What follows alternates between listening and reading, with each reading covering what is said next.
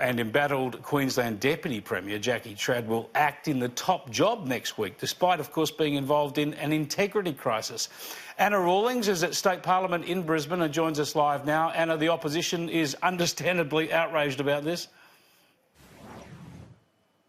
That's right, Chris. The opposition is claiming that Jackie Trad is the last person who should be leading the Queensland government when Anastasia Palaszczuk jets off to Switzerland next week. The Premier is heading overseas to hold high-level talks about Brisbane's potential bid for the 2032 Olympic Games. And in her absence, the Deputy Premier and Treasurer will step up into the role as acting Premier. But the opposition says that she shouldn't be stepping into the top job when she is under a cloud of scrutiny. The CCC is currently assessing whether to launch a formal investigation after Jackie Trad purchased an investment property that's located in the zone of a crucial or a major state government infrastructure project, the $7 billion Cross River Rail. Now, the opposition took the Premier to task over this decision a little earlier today in question time. Here's a little bit of that exchange.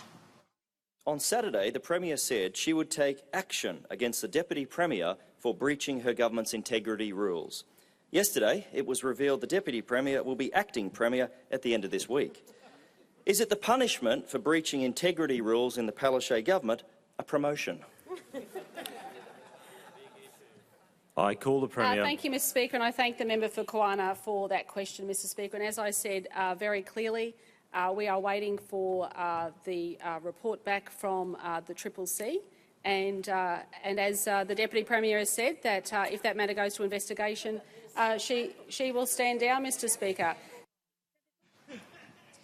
Now, there's also a fresh integrity crisis that has just emerged, triggered by revelations that Anastasia Palaszczuk, a key former strategy advisor who left her office a little earlier this year, has now co-founded a lobbying firm, and that firm is going to be lobbying the state government for approval of a $900 million expansion of a Western Queensland mine site just west of Brisbane. Now, the Premier and the advisor both say that there is no wrongdoing there, but again, the opposition quizzed them about it today. Take a listen. It's been revealed a former top political strategist in the Premier's office owns a newly established lobbying firm whose first client is New Hope, a company that this Labor strategist dealt with extensively while in the Premier's office. Will the Premier order an immediate investigation by the Integrity Commissioner into this potential breach of the Integrity Act? And from the outset, my understanding of that issue is that the former staff member is actually not dealing with New Hope. It is his colleague. It is very clear that that is a situation.